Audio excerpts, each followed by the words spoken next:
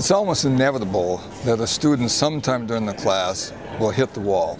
He'll realize that this is encroaching on his free time. He's struggling with some of the assignments and the expectations, and he realizes that it's not what he thought would be. He had been used to, cruising through classes and getting easy A's.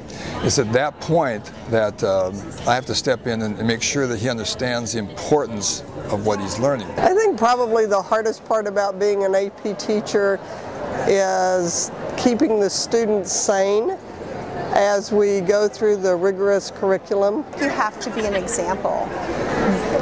They have to see that you're working as hard as they are and that you are as dedicated as they are to making them successful.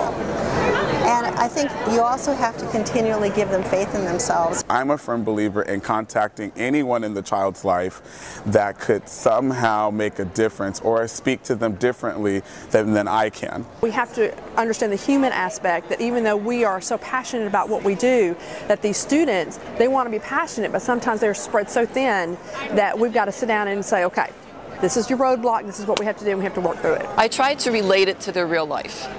I want them to know once they graduate high school and college, life isn't always easy. There's going to be challenges in life.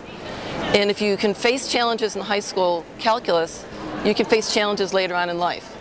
When the children find the subject difficult, I tell them, if you don't understand it today, you will understand it tomorrow. Most importantly, what I do is to have a personal connection. I meet them at the door every day. I know things about their families. Sometimes I know more than I need to know.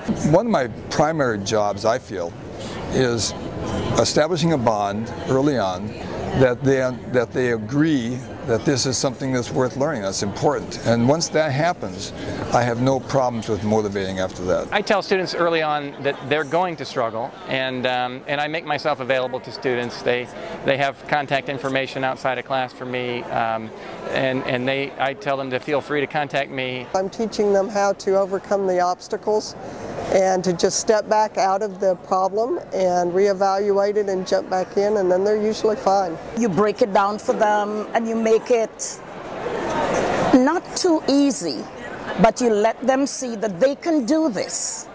And once kids realize that, even though it's difficult, I can do this.